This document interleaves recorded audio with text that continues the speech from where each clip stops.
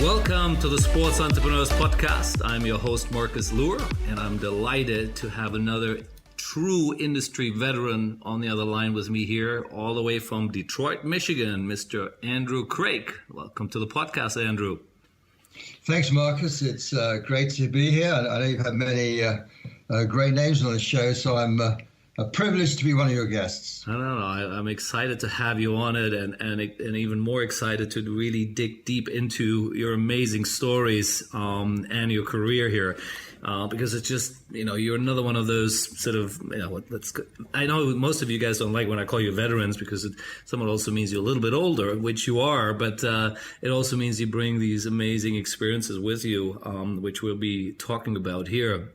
And as usual, let me just sort of do a quick intro, and then we dive straight into your stories. So Andrew has been around for, in at least in our industry, for more than 40 years. And you are one of the early members of ISL Marketing, which we're going to dive into deeply for a bit. And then you became the CEO and later on, I believe, chairman of CART. And so you went into the motor racing world.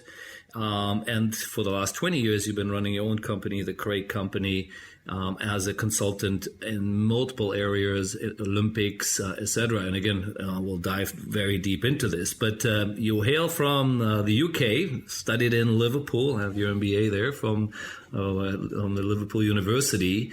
So let's jump back in there. Somewhat in the early 1970s, you got yourself started. Please tell us a bit about it, Andrew. Sure. I mean, the first thing I should say is that anybody listening to this podcast who thinks they're going to hear about how to structure a career will be greatly disappointed, because I think my career is probably one of the most unstructured you could possibly imagine. Even now, I still wonder when I might get a proper job, to be frank. But you're absolutely right. My career started with Nestlé. Where actually I was working on the Findus brand.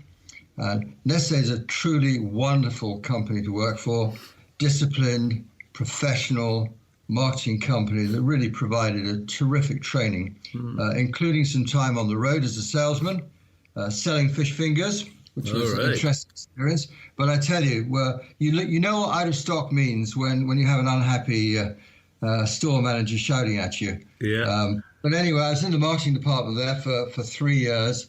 As I said, it was really great training. I learned a lot of skills, which actually I find even today, some of the things I learned there, I think are still relevant all these years later. There was one significant problem with Nestlé. Although they provided a great training, they didn't provide a whole lot of money, to be frank. And, okay. Because they didn't need to, I guess, because who doesn't want to work for a company like that? So. But anyway, after about 3 years, I decided I would make a move into advertising, because I had quite a lot of contact with our agencies while I was with Findus and Nestlé. And what was clear, that was a great looking lifestyle and also significantly more money. So I moved from there after 3 years to a company called Connell, May and Stevenson, which is something of a boutique at that time, known as CMS. Based in Soho, and I worked primarily on some Unilever business, which is actually, they hired me because of my Nestlé background, but also a lot of automotive business with Shell and with a company called Motor Circuit Developments. And curiously, although this is completely unrelated, on the Shell business, actually I was working on their motorsports exploitation program, and MCD, Motor Circuit Developments, owned 4 racing tracks in the UK. So there's a curious connection later on in my career. Wow. Okay. So that's already how the first seeds were planted here somehow, right? Yeah, somehow. Yeah, that's awesome. However, I guess the most significant thing that happened to me during that time was working on the Adidas business. Right. And I'll come back to that in 1 minute. But I spent 6 years there. Right, okay. And then, along with Connell, May and Stevenson, I formed a company called Blake Communications. Okay. It's called Blake because we were in William Blake House. William Blake House is called William Blake House because it was built on the birthplace of the artist, the engraver, the visionary, some people might say lunatic, but the incredibly interesting individual called, of course, William Blake. Right. So we called the company Blake Communications. We were primarily a public relations, promotions company, mostly in the automotive field. It's an interesting side comment. One of our clients was Lada, the Russian car company. Okay, yeah. And people used to joke about that. So, these little boxy little cars.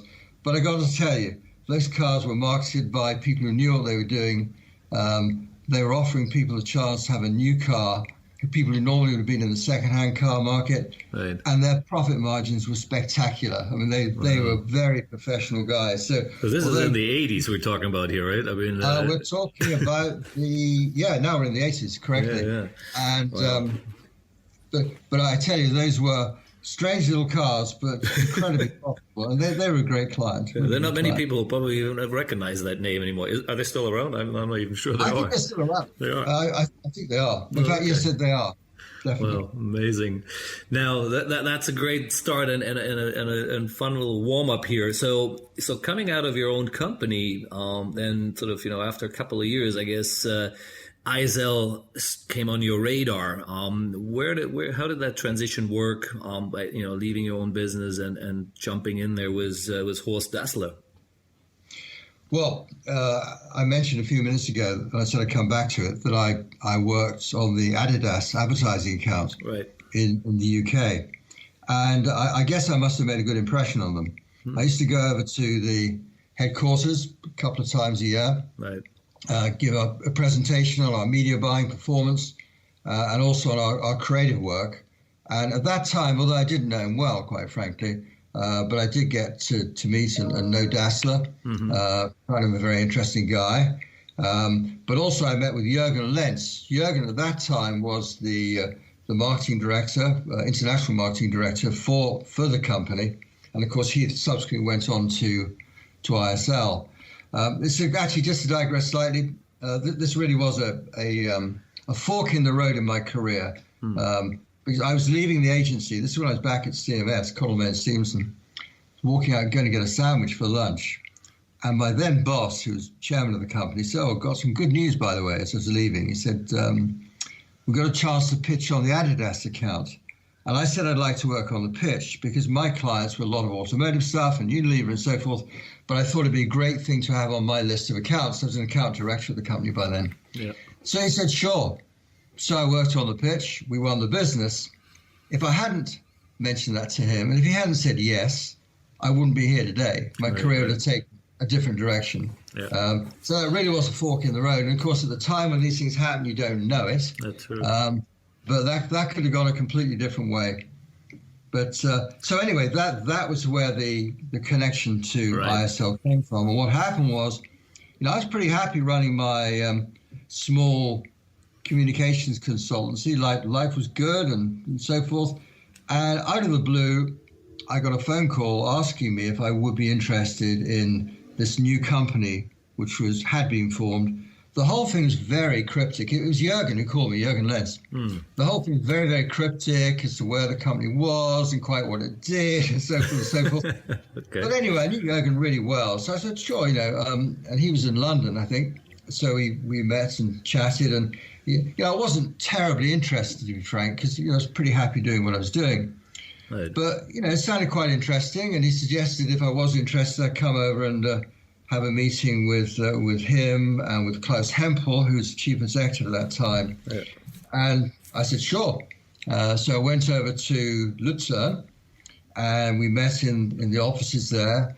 And a couple of things became really, really apparent to me. First of all, this company had a big and bold vision. I was really impressed by that. Right. And secondly, and frankly, really importantly, it was extremely well capitalized. Right. So here I am sitting in London running my relatively small, relatively undercapitalized business, to put it mildly. We were growing, but we certainly weren't flush with cash by any means. And I thought, boy, this is pretty impressive. Nice offices, obviously, big vision, lots of willingness to invest for the future and so forth. So I thought, yeah, that this is something which is probably worth doing. How old were you at that time? Just to give you a rough idea here. I was 33, I guess. In the early 30s, right? Okay, cool. Yeah, 32, 33, something like that. So I said, yeah, I'd like to do it. And 2 or 3 months went by before anything happened. But then I got another call saying, hey, why don't you come over and join us? Which is what I did. And I moved to Lucerne in July. Right. July 83. And started ISL. I was its marketing director. Okay, I was just going to say, yeah. So your first role was marketing director. Now, at that time, what did that really mean? I mean, what was ISL doing? Or starting to do? You mentioned earlier, of course, they were involved somewhat with the FIFA World Cup in '82 in Spain, but that was still with a partnership with Patrick Nelly, and then things maybe didn't work out there properly, and Horst took certain rights in house, I guess, or took it then into a new company, right? Which is then what was ISL, or how ISL got started, right? Could you maybe talk a bit about that? That's precisely correct. I mean, I was not involved in any of that, right. But for whatever reason, and I don't know the reasons why, but there was a split between Horst Dassler and Patrick Nelly. Right. That led to the formation of an interim company, which actually managed the World Cup in Spain. Right. Okay. The whole thing's flung together at the last minute, but with some success. And then out of that, ISL was formed. But I don't know any of the detail of that at all. My life at ISL started in July '83. Right. And you touched on an interesting point. Yeah, I was hired as marketing director, but in truth, there wasn't a whole lot of marketing. We'll come back to that in 1 minute. But what was driving the company at that time was into what was called the Intersoccer 4 program. Okay. Which was a combination of the rights of FIFA and the rights of UEFA to form a 4-year program that consisted of the World Cup, the European Championships, plus in the intervening years, the Cup Winners' Cup and so forth. You had FIFA and UEFA all in one program. Yeah, that's right. Can you imagine that today? Right? It was pretty amazing at the time. Yeah, that's wild. Done that. I had nothing to do with that, but to put that thing together showed certainly a high degree of vision. Yes. We also had the rights to the Asian Cup and the African Nations Cup and so forth, but the company was very much a football company at that time, and actually was really quite successful in the field. No question. Yeah. No, that's interesting. So what was really when, you looked at when you came in there in '83 and you spent almost a decade with them all the way to being deputy CEO at the end. Talk us through those 10 glorious years of ISL, which really it was, right? I mean, it was the agency of record, I would argue, in the world of football, and later on, of course, with the IOC as well, and IAAF and many others. And I've had, others on the podcast who came much after you. They're more in the 90s guys. There was Claude Rubal and Dominic. And so I'd really love to hear the 80s stories here of, those glory days of ISL. Please talk us through that a bit. Sure. I mean, I touched earlier on the fact there wasn't a whole lot of marketing. I mean, the reality was that ISL was primarily a sales company. And from my perspective, one of the things I felt very early on was that the clients actually knew more about our industry than we did, if I'm brutally honest about it. And that led to the formation of our research department, in-house research department. And I'd like to think that gave us a very significant competitive advantage. It may have been relatively rudimentary in terms of the work we were doing, but I don't think anybody else was doing anything, quite frankly, at that time. Right. And it, as I say, gave us competitive edge in the marketplace. And actually, out of that, what started as an in-house department that ultimately led to the formation of SRI, which was an independent research company led by Adrian Hitchin in London, which still continued to service us at ISL, but also went out into the marketplace and offered services to others. And certainly, I think that did help ISL quite a lot in terms of establishing what it was we were selling. I remember one of my colleagues once, like, very early on, I said, "What is it we're selling here?" And he said, "Well, it's kind of a sport thing." Which, Okay. It's kind of sports thing. So the word sports marketing wasn't maybe even there yet, right? Not really, to be frank. Okay. Doesn't mean the company wasn't successful. Yeah. But it wasn't particularly strong in that area, certainly in the early days. Yeah, amazing. So what was sort of your, first events, the bigger ones, and you got involved in, and sort of, what exactly? I mean, you mentioned that program here, which included FIFA and UEFA. So 83. So you would have, what do we have here? 84, 85, 86. So there's more World Cups coming up, of course, and. Which side of the business were you? Were more involved in were you involved in the football side, or later on more in the Olympics program, or across all of it? Well, I was involved across all of it at that time. Right. That's how we were structured. But that structure changed later on, and at that point, I then took over the running of the Olympic program. Okay. And I should just talk a little bit about the background to that. The program was under development when I joined. And this program was very much the vision of three people. One was Juan Antonio Samaranch, the president, of course, of the IOC at that time. Yeah. And Samaranch's interest in this was because you will recall that there had been a boycott of the Olympic Games in 1980 in Moscow. Right. And the reason so many teams boycotted was because they were completely under government control. Governments provided all the money. So if the government said you're not going, you're not going. Right. It's as simple as that. And Dassler's reason for wanting to produce the revenues that the top program, as it's called, provided, was actually simple and strategic. It was to ensure that NOCs could become independent of their governments. And that was his motivation. And this is very much his concept. Gary Height from Coca-Cola, who was global head of sports marketing for Coke, Gary had come up against a fundamental problem in the Olympic movement, in that the rights to use the Olympic symbols and marks in each country rest with the National Olympic Committees. Right. So to put together a global program was extremely challenging. So on the one hand, you have Samaranch saying, you know what, we need to have independent financing for our National Olympic Committees.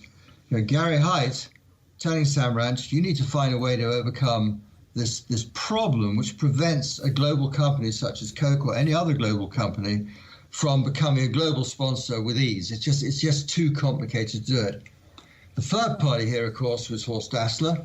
And Samaranch consulted with him and so forth, and he was the one who had the vision to say, okay, he'd invest the money necessary to make the thing happen.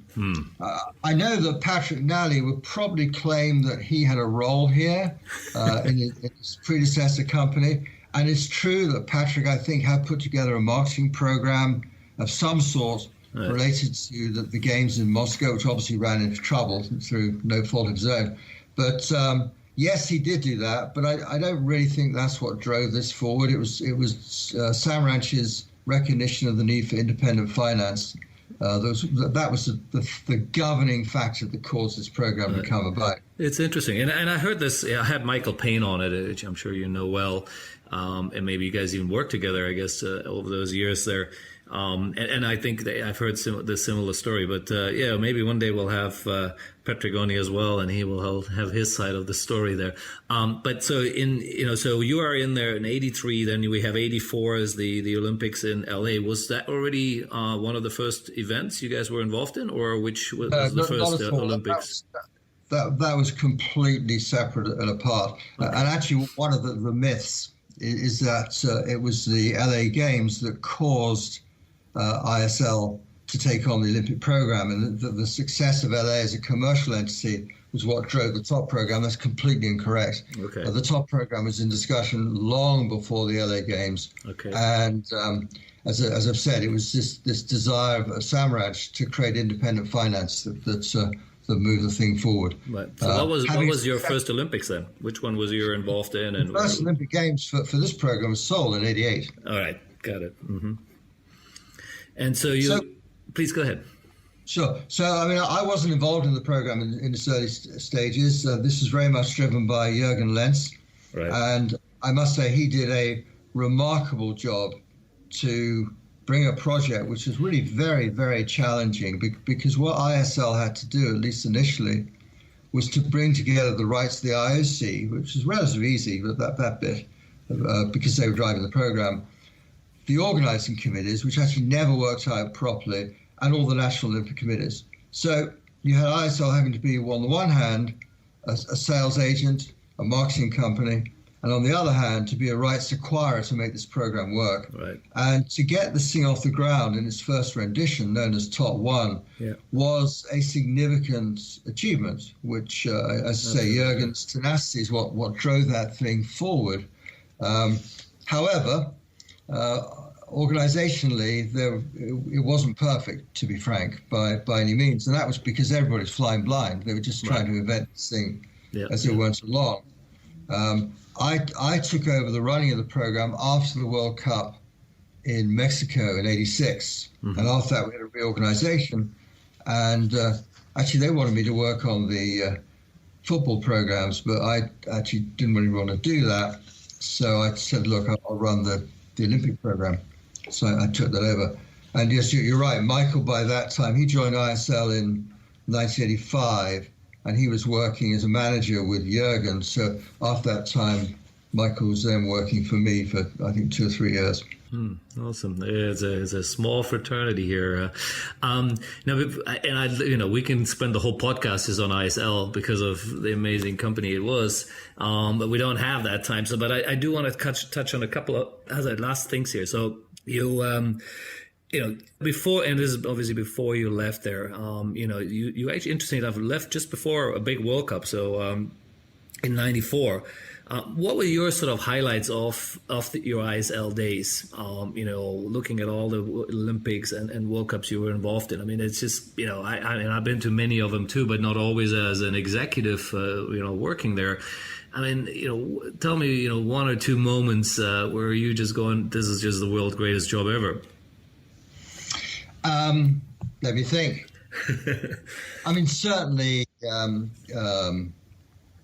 going to Seoul for the first Olympic Games I've been to in '88, that was an interesting experience. A lot of work went into that. So I took the program over just before Seoul, but a lot of work went into that, and obviously it was a significant success in a challenging marketplace. So certainly that was an important highlight, no question. Yeah. And again, before we move on to your kart days, love to just hear your thoughts on what went wrong with ISL, because unfortunately ISL is no longer around. If I recall correctly, it kind of went bankrupt in the early 2000s. I can't remember exactly the date, but obviously you were not there anymore. But I'm assuming you were always watching still and keeping an eye on them. So what do you think what happened at the end? Well, I left in 1994. Tragically, very sadly, somewhat before that. Let me think. By the time of the World Cup in Rome, in Italy, Horst Dassler died of cancer, which was a huge loss. That caused the ownership of the company to pass to the Dassler family. Horst had 4 sisters, and one of the sisters' husbands, Chris Malms, became directly involved in the running of the business. And Jürgen Lenz and Klaus Hempel decided to leave. And actually the original thinking that I and 2 other people were going to leave with Jürgen and Klaus, but actually I decided not to in the end, because I didn't particularly like the structure they were proposing for a new company. So I decided to stay. Right. But what became very apparent was that Chris Malms, I'm going to be quite frank here, was just not up to the job. Right. And more to the point, he had some people around him who I think gave him really bad advice. He came into the company with a deep suspicion of anybody who worked there. We had to be bad people, basically. Wow. And there had been some sort of tension over the years between Horst and his sisters. That's not my business, so I don't want to get into that. Yeah. But I think that kind of spilled over that, we were by extension Horst's people, and therefore we must be suspect in some way. Okay. So it wasn't a very happy environment. And actually on the personal side, I was actually by that time, I love living in Lucerne, and my wife loved living there as well. But as much as we liked that, we then had 2 young children, and we felt that in some ways it might be better if they grew up in an English-speaking environment, because we thought we might lose touch with them otherwise if they landed up just speaking Swiss German fluently and so forth. So we were kind of tempted with the idea of a move. Right. Anyway. I wasn't particularly happy with the way things were going at ISL. Didn't have a lot of confidence in its future, quite frankly. And so I started looking around. And what I haven't mentioned is that I had a significant personal involvement in motor racing throughout most of my life. I raced in the UK before moving to Switzerland, and then subsequently raced in Switzerland in the Swiss National Championships, which, by the way, take place in every other country apart from Switzerland. So I knew the racing world pretty well. Right. And I knew that my predecessor at IndyCar, as it's called, or CART, was actually leaving. So I decided I would contact these folks and got hold of a few phone numbers, and basically was getting brushed off. No, trains left the station, whatever, in terms of finding the CEO. So I don't know how I did this, but somehow I got all their addresses. Right. When I say they, I mean the team owners, because the team owners owned the company. Right. So I got all their addresses, and I wrote them all. And then I got a phone call from a guy called Carl Hogan, who's one of the team owners, and he invited me to come over for an interview. Went over and it was to Chicago, and I met with these guys. There's 4 or 5 people there. Right. And I have to tell you, I was incredibly unimpressed, just unbelievably unimpressed. They really just seemed such a strange group of inward-looking and introverted people. Right. So anyway, I left there, had the interview, left there, and called my wife. I think I said, no, I don't think so.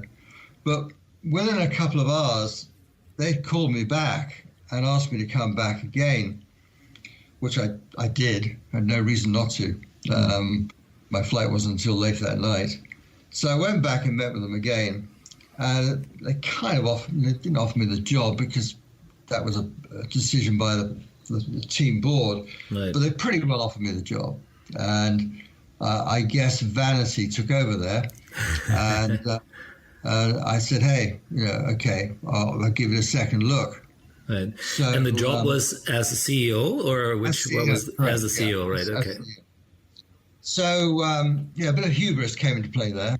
I thought, well, let's see if I can make something of this company. And I did want to move. I really wanted to leave ISL. Didn't want to leave Switzerland, but I really wanted to leave ISL. Right. So that all worked out in that sense. So where was the first city you moved to in the US then? I was here, Detroit. In Detroit already, okay. Yeah, the company's now in Indianapolis, but at the time it was in Detroit. Right. And so I met with the whole board, and it was a competitive process. There was actually one other candidate who actually became a good friend of mine, Nick Craw. And as it was competitive, therefore, I decided I would, pitch for it properly, and I got the job. My due diligence was really very, very poor. To be frank, what I didn't know was that this company was in the middle of a deep and long-standing dispute with the family that owned the Indianapolis Motor Speedway. Right. Now, that is, we just call it the Speedway, so I'll probably just call it the Speedway as I talk. The Speedway was absolutely the crown jewel in the sport. Correct. There's no question about that, and it remains so to this day. Yeah. But whereas all of the contracts with all of the other races in the series, they were negotiated by IndyCar or CART. Right. The Speedway stood alone. It was a different deal, different structure.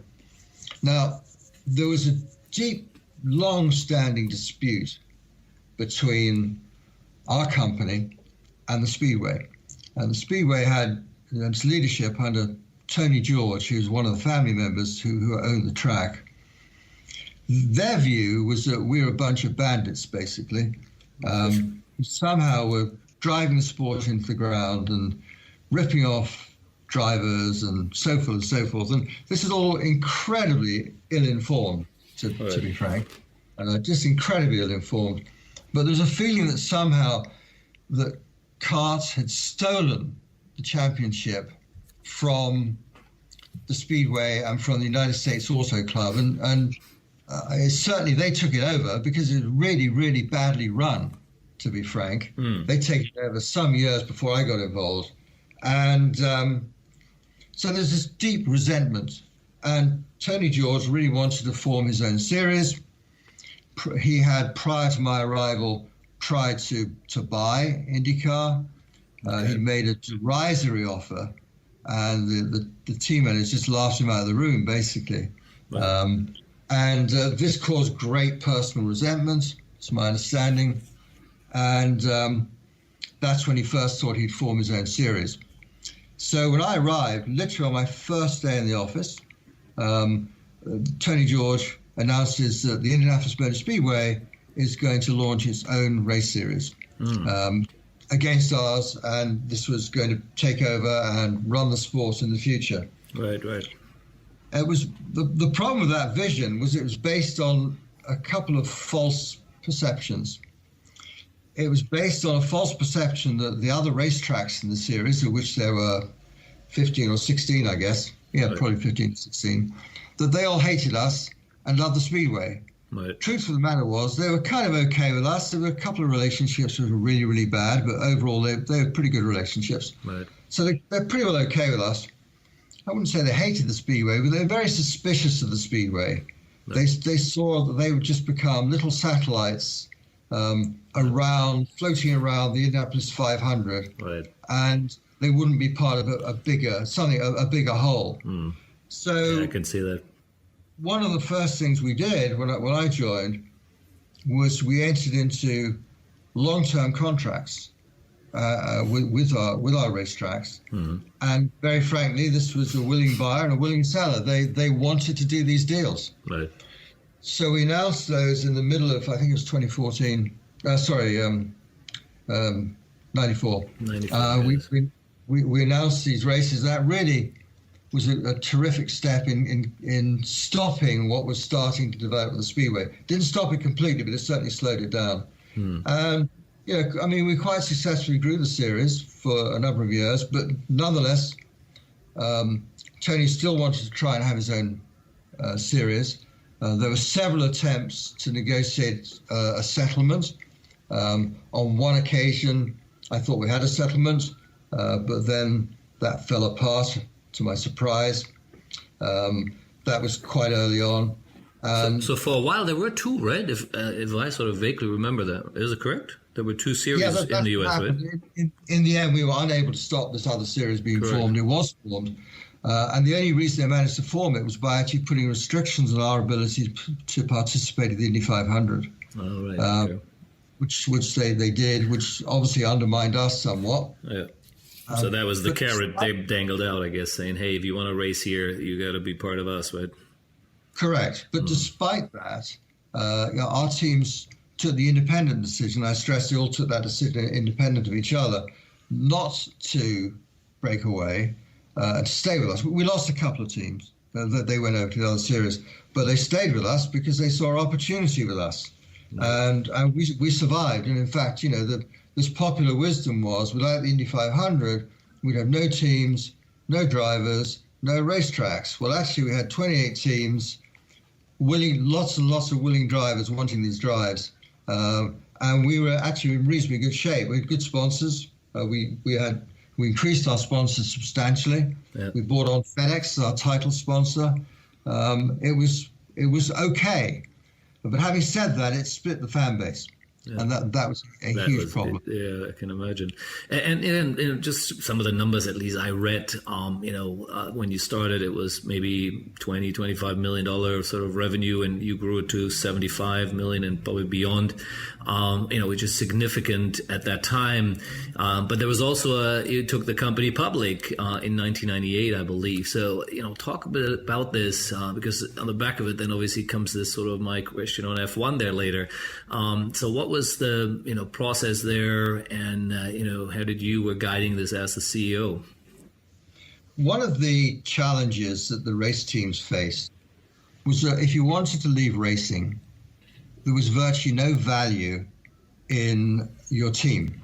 Mm-hmm. Now, we were running a franchise system, right. So the teams paid us a certain amount of money to buy a franchise, and then they received from us in return all sorts of benefits, prize money, certain other financial distributions, right? All the technical services and so forth and so forth. The franchise actually was really good value. But the only thing they would get from us when they left the sport, if they wanted to leave, was basically the value of the franchise to get the money back. Right. And the feeling in the teams was, could we not find a better way that they would get more value out of the race teams? And we did look at a number of options of revising the franchise system, but actually one of our team owners, it was not my idea, one of our team owners, actually who sadly died this week, Patrick, called me and said, look, one thing we could consider here is releasing some of the value that's locked up in this company by taking it public. And actually at first I thought, yeah, it's an interesting idea, but it's going to be very difficult to get the 24 franchise holders to agree to this. Right. However, we decided to pursue it, and there was a lot of flip-flopping from the teams as we developed this whole thing. And actually, at one stage, I thought probably we would not move ahead. But then we had a critical meeting actually here in Detroit, in Dearborn, and to my surprise and delight, actually, they did vote for it. And what we did, we took on some debt so that we could, short-term debt, so we could guarantee that their revenues that they were getting from us in terms of prize monies and so forth would not decline. Mm-hmm. But then those monies then reverted, effectively becoming profit. Well, so what was the benefit to the team owners? I mean, the company's public, but that still doesn't give any, or did the team owners have equity in the company, or how did that structure work? They had equity. They all became shareholders in the company. Got it. Okay. They had equity in the company. They were locked in for the first, I think it was 18 months lock-in, mm-hmm. But after that they're able to sell their shares if they wanted to. Some sold some of their shares, some sold none of their shares. We did a secondary offering to enable the teams to sell their shares, some of their shares. So that's where the value was for them. All of a sudden they had an asset which they knew had a value. So they could leave racing and if they wanted to either sell or keep their stock at that time. So we did an IPO, and it was an interesting process because, we're an unusual company to go public, and particularly we're going public on the New York Stock Exchange. Right. So it's unusual for a sports property to do this. Yes. And what we did, because I did the roadshow, of course, we started all the presentations by saying that actually we are a traditional industrial company. And this was the time of the internet boom. Mm-hmm. So they were getting approaches every day, all the portfolio managers and so forth getting approaches every day from internet companies. Right. So someone who comes in and says that actually we're a real company. We're a traditional industrial company, it was kind of a surprise. Right. And I explained that what we do here is we are a manufacturer of motor races. Right. We manufacture races and we sell them. Which it is the essence of the business, actually. Yeah, it really is. Sell them to race promoters, who in turn then sell them to the consumer. Right. And all of a sudden, when it was clear that we weren't just some loosey-goosey sports thing, But actually, we had a really good business model. We were profitable. Right. We had, by this stage, we were starting to expand internationally. International races were very much more attractive to us financially. Right. So, there's a lot of new revenue coming into the business. We built a good sponsorship program. So again, that was new revenues coming in. It was a pretty attractive offer to the streets, to Wall Street. And in fact, the IPO flew out the door and went very well. What was the valuation at the sort of peak or when you started? At one stage, it got up to about $750 million, which is hard to believe for such a small company. Probably a little overvalued, but yeah, it went well. $750 million. Okay, so $750 million. That's a nice valuation. Absolutely. Yeah. Now, again, this is another one we could spend a whole hour on, but I do have a couple more questions, and that is, so what was your relationship with Bernie? F1 was still the giant in the room, some sense, right? At least globally, especially when you were going internationally, you were starting to kind of bump against them. So how are you guys getting along there? Well, the first thing is that the two businesses were actually quite similar in many ways. It's just that Formula One had a lot more zeros than we had on their balance sheet. I knew Bernie, and certainly he was a little suspicious of us, I think, because, yes, you're right, we were starting to expand internationally. We had an agreement with the FIA that we would only race internationally, with the exception of one race in Australia, if we raced on ovals. And I think when that agreement was achieved, it was before I arrived, the thinking was, well, there are no ovals, that's not a problem. Exactly. But then actually that oval started to appear. Honda built a magnificent oval in Japan and very much wanted us to race there. Right. There was an oval built in Brazil and subsequently the Lausitz Ring in Germany and so forth. So all of a sudden there were these oval tracks suddenly appearing, and we were entirely within our rights to go and race on them. We already raced in Australia on a road course, but that was kind of grandfathered into the deal. Right. So yeah, I think Bernie was always a little bit wary about us. Obviously, a very much smaller company than him, than his organization. I don't think he ever saw us as a massive competitive threat. We certainly weren't, to be very clear about it. But we were certainly a potential irritant, I guess. But, I knew Bernie quite well in that time. Saw him from time to time. Motor racing is a relatively small community, so you all see each other quite a lot. But then you tried to buy, at least what I read somewhere is that there was some attempt to potentially buy F1. So is that true, or what is the story there? It was frankly more of a fishing trip than anything else. We had too much cash on the balance sheet. Not I stress, not the kind of money you need to buy Formula One, but money was relatively cheap at that time. Not as cheap as it is today, but money was relatively cheap. But we had a lot of cash floating around, relatively speaking. And one thing investors don't like is unused cash. Right. So you've either got to pay it out as a dividend, which we weren't planning on doing, or find better ways to invest it. So obviously one of the options to buy other race series, and we thought, well, let's have a look at that. Bernie was happy to have the discussion. I don't think he was serious about it. I think he was more interested to see what we were going to say. Right. So we did have a couple of meetings on that. We could never really get any numbers out of him, which didn't come as a big surprise. Yeah. And so it didn't really move forward from there. But yeah, sure, we had the ambition, and if there had been a willing seller, we probably would have been a willing buyer. Yeah, interesting. Now, yeah, that's really interesting, because I'm sure there's lots more interesting stories to this here. But you left CART, around 2000, and then again a couple of years later, unfortunately, CART also dissolved, right? Just quickly talk us through that, not just the leaving part, but also what happened to CART, at the end. Well, it was tough, frankly, not having the Speedway in the series. There's no question about that. And it was very difficult because there was a big split in the fan base and so forth, and TV ratings for both series were weak. I can't really talk in great detail about what happened after I left, but they went through a succession of chief executives. I think three. I think maybe more. Certainly three. And when I left, there was a fair amount of cash on the balance sheet. By the time that they closed, all that money had vanished. I don't know where or how. I'm not implying anything in that, but that money was spent.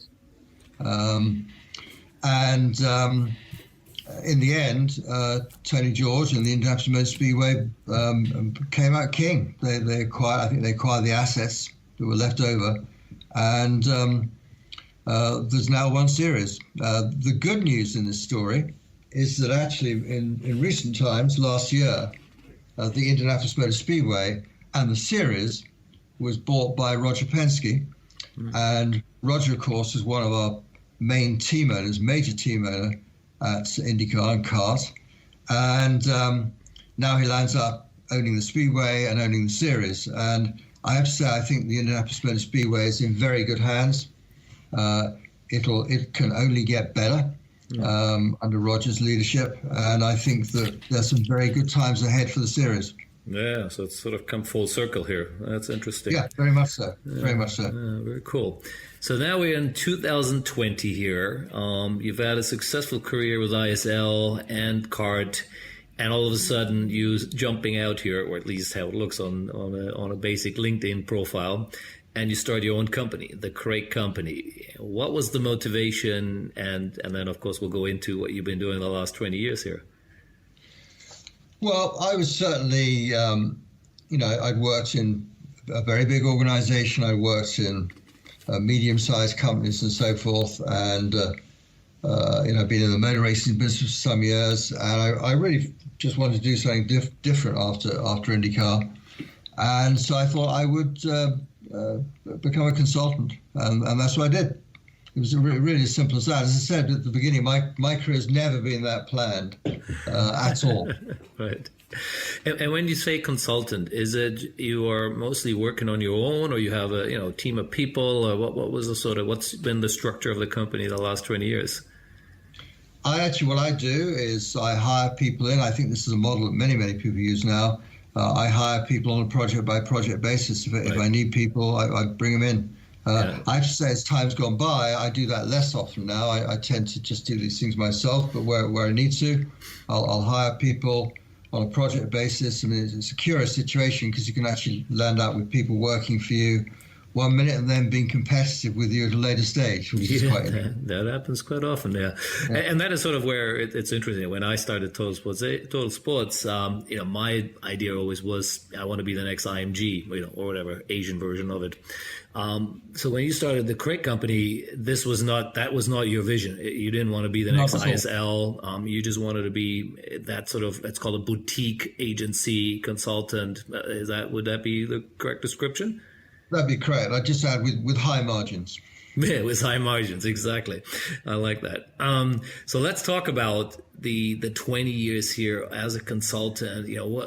Please share your learnings. It's 2 decades. And I know you kind of went back into the Olympic side of it. Which were obviously, from your ISL days. But, when you first started, was it motorsports you were doing, or, where did you pick up from basically? No, it's very straightforward. And I've been asked by a number of people, how do you become a consultant? And it's a simple answer to that. You need to have a client. It's as simple as that. You're not a consultant until you have a client. Right. And what I did, as small as this may sound, but I knew the then president of the International Bobsleigh Federation, Bob Story, Canadian. Mm-hmm. I knew Bob quite well from prior life. I forget where actually.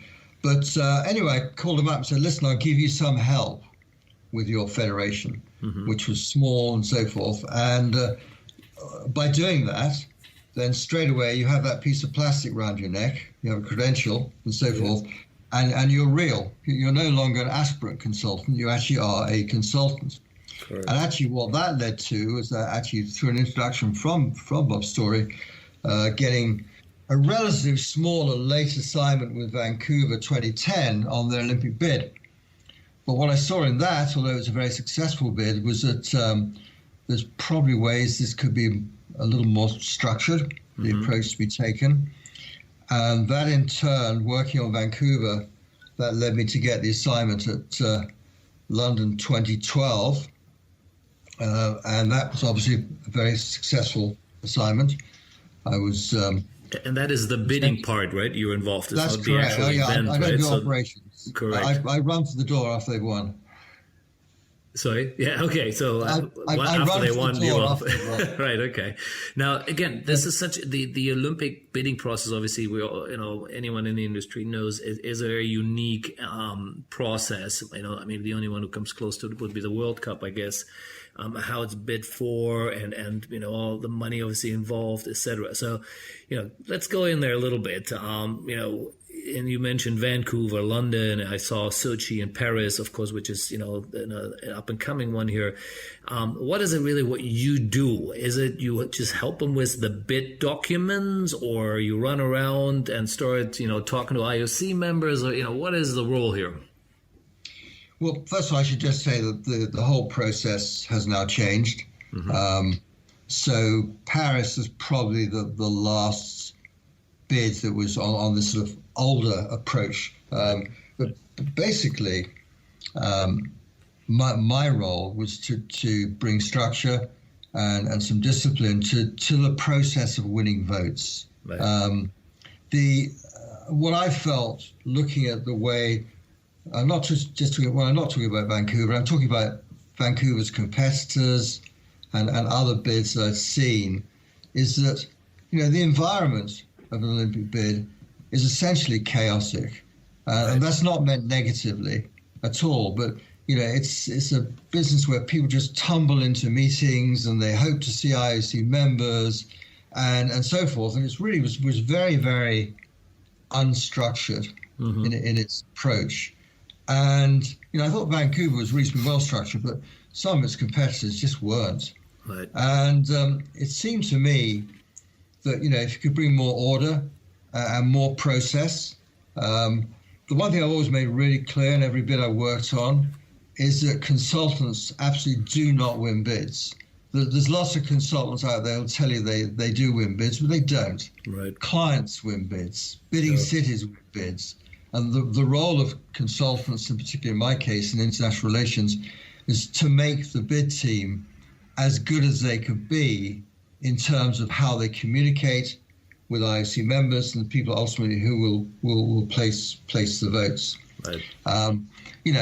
If you constantly have changes in the people who are talking with the membership, lobbying, I guess, most people call it, that doesn't lead to a serious and cohesive narrative. I mean, every conversation with an IOC member should be documented. Every conversation should lead to the next conversation, which might be by a different person in your small and tight team, but they know where that conversation left off last time. So really the role was to bring substantial discipline and structure and organization to something which, with the best will in the world, I felt was not well structured. Right. So it wasn't just having nice dinners and drinks with everyone. Now, not at all. No, actually, there's not a whole lot of opportunity with that, and that's got less as time's gone by. To be frank. Course, yeah. I mean, it's been tighter and tighter. But before we sort of go and move into other areas here, is and you would know this more than anyone. I mean, there's lots of controversial stories about vote rigging and buying of votes and all that fun stuff. What have you seen of what you can talk about? Well, I can only tell you that I don't know about these things. I'm sure it has happened. I've certainly not been involved in any bid where I have any knowledge of that happening, and nor would I have worked on those bids. But yeah, it does seem that there have been some issues, and that's all I can really say. Well, fair enough. I mean, like I said, it's obviously documented in many ways, and as usual, in my mind, there is no doubt that some of that unfortunately does happen. I'm not suggesting it was under your leaderships here. So let's talk a little bit about London or Sochi. Pick one you like the most, where you can talk us through really the the step-by-step process here of what it means to win it. Just the short version of what is it really what goes through. A city decides or a country decides we're going to bid for this thing. They put a team together. They bring in consultants and experts. And then how does it all get going? Talk a bit about it more in detail. Well, I think probably the bid I enjoy most was working on the London bid. Mm-hmm. So we can perhaps focus on that. I think also it's important just to understand the voting system, which is fundamental to how you win. Right. Because how the voting system works is that if we take the case of London, there were 5 cities bidding. Right. And in each round of voting, until one city achieves 50% plus one vote, one city is eliminated. Correct. So, and then they vote again. And this is not something which happens much later. It happens straight away. On the same vote, and then another vote, and so forth. So there's no consultation between those votes. Yeah. But of course, every time a city goes out, those votes become available to another one of those cities. And it's not like there's any opportunity to think for too much about how this is going to happen.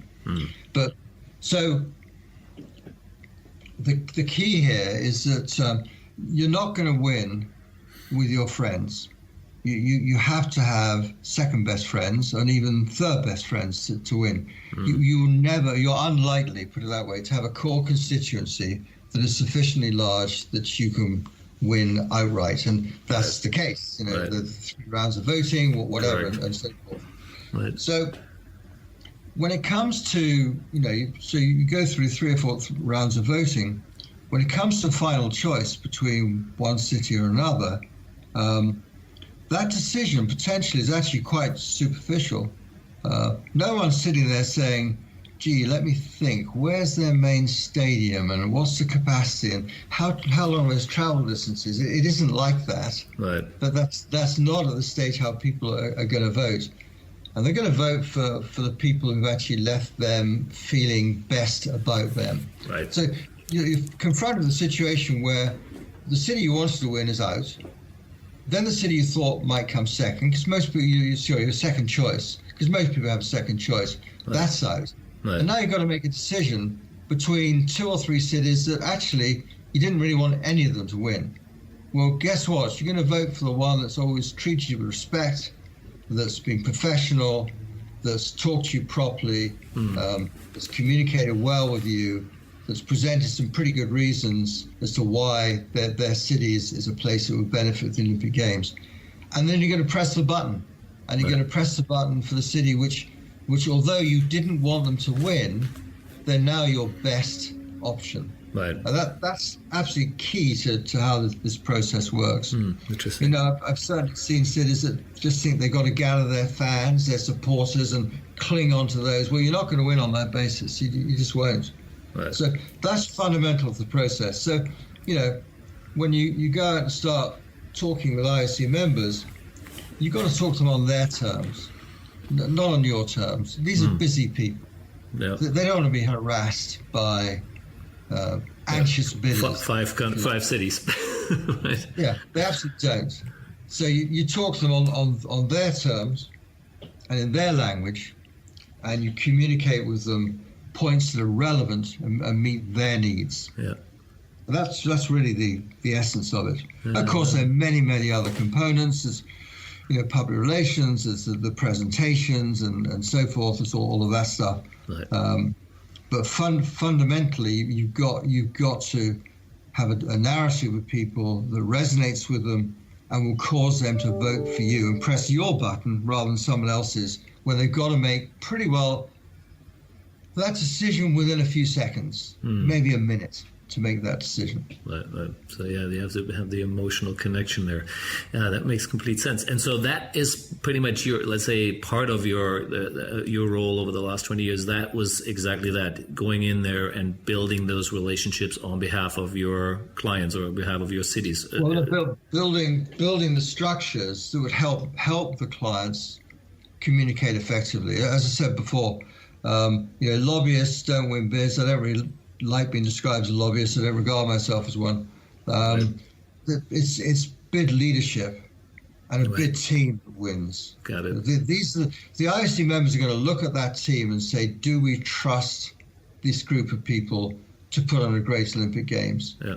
And that's the key, and that's what certainly happened with Vancouver, London, Sochi, and with Paris. Do you trust these people? Will they make us proud by hosting the games? And if you can achieve that, you've achieved a lot. But as I say, no one votes for me. No, fair enough. Were you anywhere on a losing team as well? Yeah. Which one were you maybe to mention? No question. I mean, I worked on the Annecy bid, which was an absolute disaster. And again, that was complete hubris on my part. I was approached 6 months before the vote to get involved there, when actually basically the whole bid team kind of fell apart, and they brought in a whole group of new people.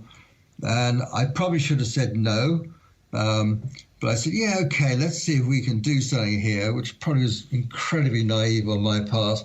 And we did do something. We helped them to get the whole thing restructured, reorganized, and I think that the team they had did a good job, but it was way too late. It was a disaster. We came out last with a pitiful number of votes. So that wasn't a great success.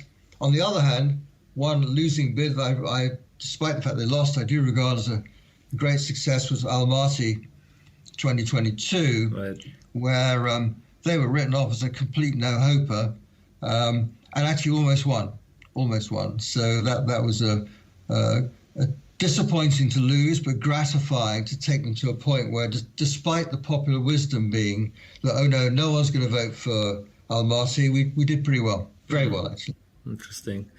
Now, I want to talk a bit about some of the other things you've been involved in. I know you work with several international federations, golf, wrestling, again, linked to their, I guess, Olympic programs, or staying in the Olympics with wrestling, I believe, or, and with golf getting in it, and a bit of the European Games here as well.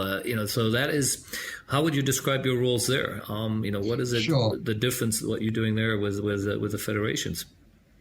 My role on the golf campaign was relatively minor. I was brought in at the end of the campaign because what became very clear was that the Golf Federation had not done a particularly good job. I think they were frankly ill-advised at one stage. They hadn't done a particularly good job of connecting with the membership.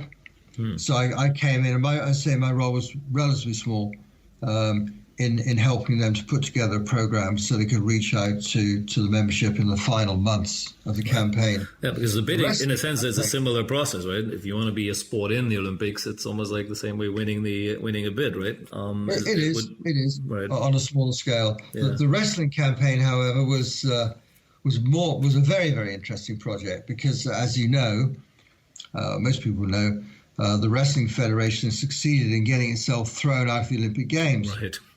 Much to their horror. Actually, in my view, it's probably the best thing that ever happened to the Federation. Right. Because there were some, I'm going to call it organizational challenges in the way it was run. And what happened was completely new leadership came in under a new president, Nenad Lalovic, who's now gone on to be an IOC member and now sits on the IOC Executive Board. We put together the campaign he was a complete outsider. He'd not been involved in the Olympic world at all. He was involved in wrestling, but only in quite a minor way. Lands up as president of the federation, following the departure of his predecessor, and ran a very successful campaign.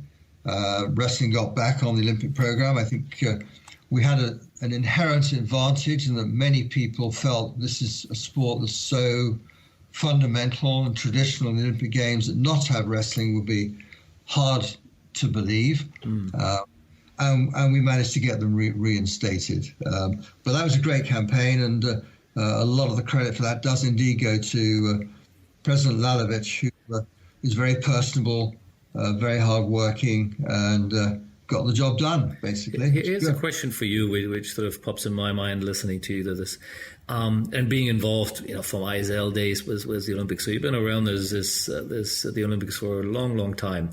Where do you see the Olympics heading in terms of the mix of, let's call it legacy sports? And wrestling will be right up there. In archery and things like this too. Of course, the new sports they're bringing in now, again, there have been some controversial recently of, let me try to think of one where some people didn't thought it was a bit interesting. Trying to think. Well, a lot of people were somewhat doubtful about breaking or breakdancing. That's right. Yeah, breakdance. Exactly. I was can't think of it now. Exactly. So I mean, again, that's let's call it really on the extreme other end of it, right? Of sports, right? And there are many other sports like squash who've been trying to get in there for years, and you could call it a legitimate, proper professional sport around the world. So where do you see the IOC is heading there from your point of view, right? And what you've been watching and seeing for, your last, almost 40 years here. Well, I think something has to change. The program, which consists of, in the Summer Games, 28 sports, as you rightly say, is most of those sports have been there a very, very long time. Yeah. Of course, the challenge is this, that many of those sports would find it hard to survive, or certainly find it hard to flourish without the Olympics. If you remove them from the Olympic Games. Correct. And the revenues that provides to them as sports. Right. So this is not an easy issue for the IOC at all. I think there's a duty they have on their side not to damage, I guess, the sports they have. On the other hand, as you rightly point out, the world of sport is changing. There are many new and exciting and interesting sports out there, and the IOC remains concerned. They've made very clear publicly that they're not attracting youth, and taken many steps to try and change that. But the fact is that if you want to appeal to youth, you need to have sports on the program that youth find appealing, to state the obvious. And I think that at some point, the IOC is certainly going to have to look at changes which may not involve the elimination of sports, but certainly could involve, and this is just speculation on my part, a reduction in the number of disciplines that some of these traditional sports have, thus reducing the numbers of athletes, thus creating opportunities for other sports to enter. And certainly, from my understanding, the IOC is adamant that the total number of athletes should not increase over the 10,500 that they have at the moment. Right. And I think that's probably absolutely right, because that's a huge commitment for the organising committees. So other ways will have to be found. But you're entirely correct. There at some stage, the sports program will have to open up to new and exciting, innovative sports. And that leads to the obvious question: where do you see esports? It's a good question. I don't have a lot of knowledge of esports, but I do not think it is a given that esports have to be part of the Olympic Games. Some people seem to think it should be. Nor do I think it's a given that international federations should necessarily feel that where they have an esports program, that somehow that should also be included in the Olympic Games. I see esports as obviously, first of all, is it a sport? I think in some cases, yes, it is. In a lot of cases, it's actually just a pastime. But yes, I think there are certain parts of the esport community where it is a sport. Right. And I think there is an opportunity to grow that. Whether that grows with the Olympic Games or outside of it, I don't know, quite frankly. But it's not going to go away. And you mentioned earlier, the Olympics needs the youth. That's where the youth is, right? I mean, Generation Z, it's all about gaming and esports now. And so I think the Olympic would be well it would be smart for them to take a real close look how to incorporate it. And I'm not saying it's easy because of obviously there's violence in certain games and other things which we all know about. Maybe they need to hire you as a consultant to help them structure this a bit better there. So that I think this in itself is an interesting conversation we could probably spend quite a bit of time on now. But I have another one. Of course, give you one example of esports at its very, very best. As you know, one of my clients was the World Endurance Championship, and their premier race, of course, is the Le Mans 24-hour race. Yes. And this year, that race could not be held in its traditional summer date. Yep. So they organized a global esports version of the Le Mans 24-hour race with teams that consisted of 2 professional race car drivers plus 2 gamers, people who race esports race cars. Racing. And they ran this event for 24 hours. And there were a couple of technical problems along the way, but this was just a fantastic success and a remarkable achievement. And, motorsport is something which really, really lends itself to esports. It really does. So, I may appear a little cynical about it, whether it can be applied in all sports, but certainly where it works, it works. It absolutely works. And I think that in motor racing, esports will become, and it actually is, a major component going forward with a lot of money involved for everybody, basically. So I think that there's a great future there. Yep. I agree. Formula E did it. Formula One to some degree did some of it as well, of course, this year. Which has been it's just been such a crazy year. And that's sort of where I want to lead ourselves a bit into. As I said, I would have been interested to go into the European Games a bit as well, because I think it's such an interesting thing, but maybe we'll save that for another conversation there or other things you do. But while we sort of going a bit into our cool down phase here, let's talk about 2020, these major events from the Olympics to the Euro. Of course, it all been moved to this year, and now we're in this year, in 2021 year, and we're still not looking that much better. What is your reading, seeing what you see, the conversations you're having with, again, let's stick maybe to the IOC specifically or the Olympic part with Tokyo here. What do you see happening, or how do you see Tokyo happening at all? Well, I'm not qualified to say whether or not Tokyo will happen or not. No, but your opinion, I guess, on your thoughts on it. What I can tell you is I think that from what I hear, the organising committee have done a phenomenal job in restructuring everything on the assumption and the hope, I guess, that it will proceed. They've just announced that all of the sponsors have re-signed and stepped up with more revenues. I think anybody who's done business in Japan, and I've done a lot over the years, will tell you that when it comes to Japan, you've got a reliable partner who will deliver. And Absolutely. If they're able to host the games on whatever basis, and I suspect there probably will have to be, if it does go ahead, and I sincerely hope it does, there will probably have to be some limitations. But whatever they do, it'll be the best it possibly could be under the circumstances. Mm. Yeah, again, absolutely, I agree. Japan has an amazing ability to create not just great events, but just being so well organized.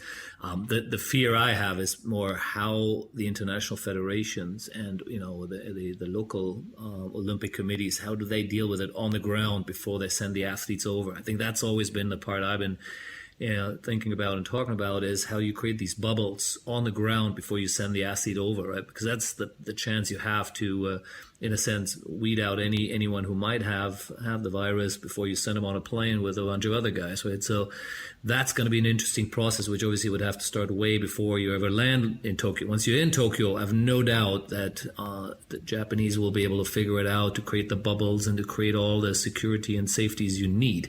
But what do you do before? You got any thoughts on that?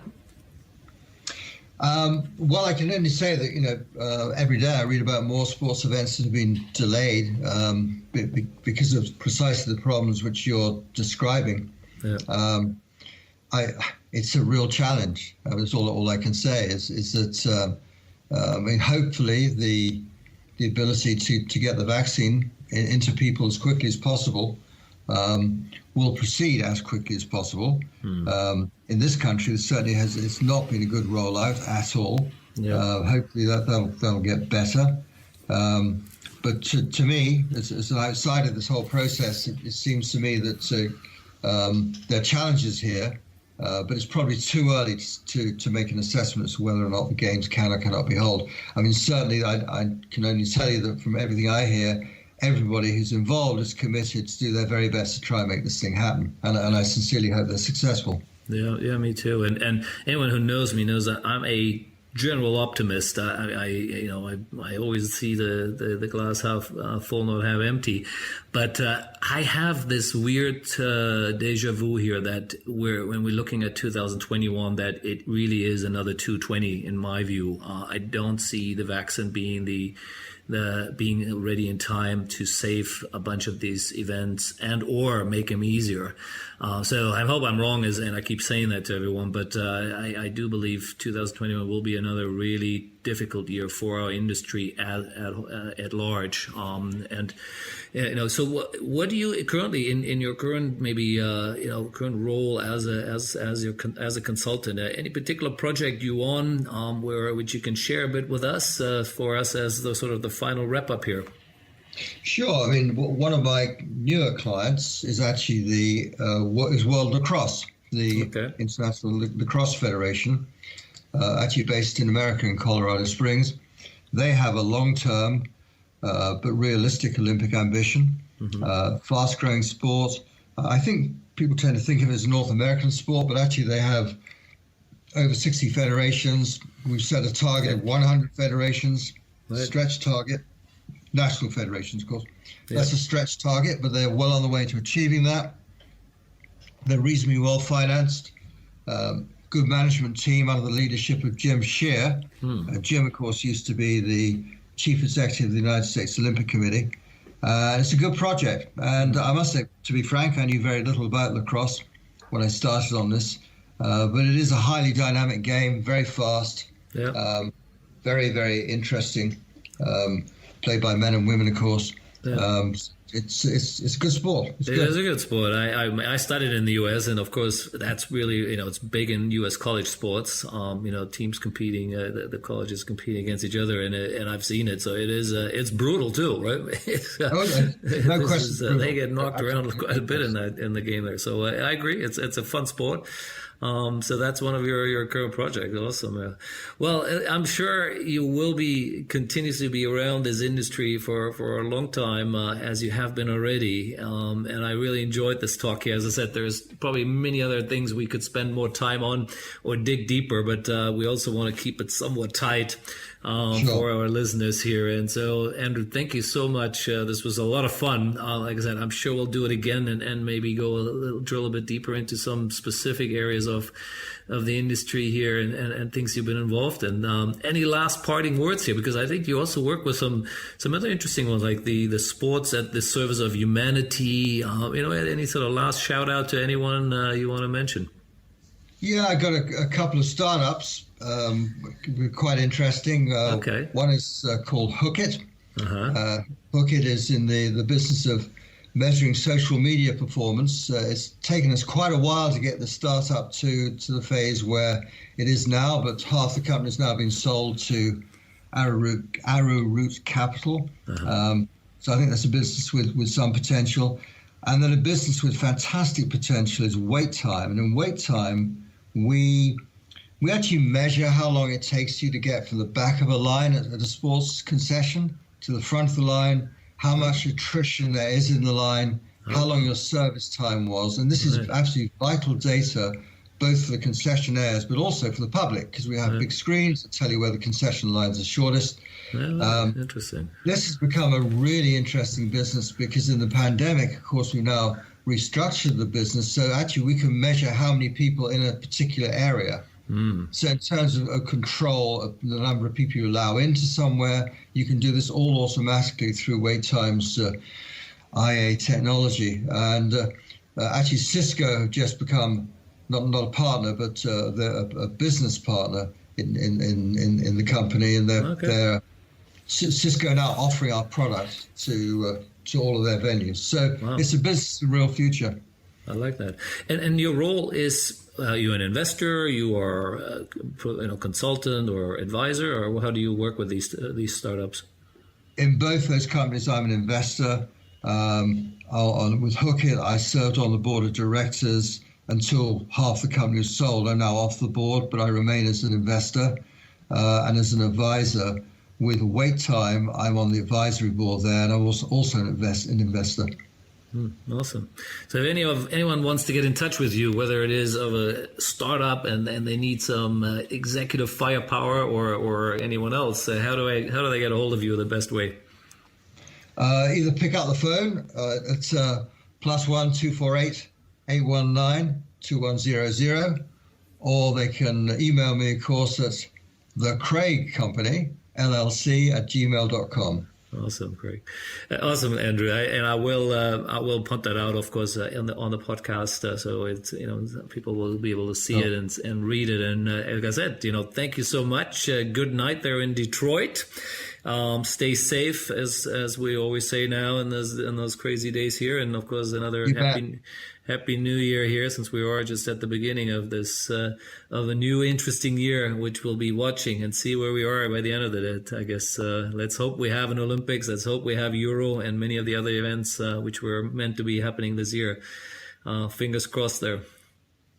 Well, thank you very much. I really enjoyed the interview, and as you said, let's do it again. Definitely, Andrew. We'll talk again soon. Cheers. You bet. Cheers.